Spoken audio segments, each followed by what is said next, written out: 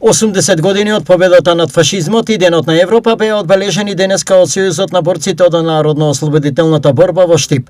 Овој ден има своја немерлива историска димензија и вредност и во светски размери, бидејќи на 9 мај 1945 година триумфално и со блескава победа заврши победоносен од и пат на ослободителната борба на силите на анти-хитлеровската коалиција и алијанса.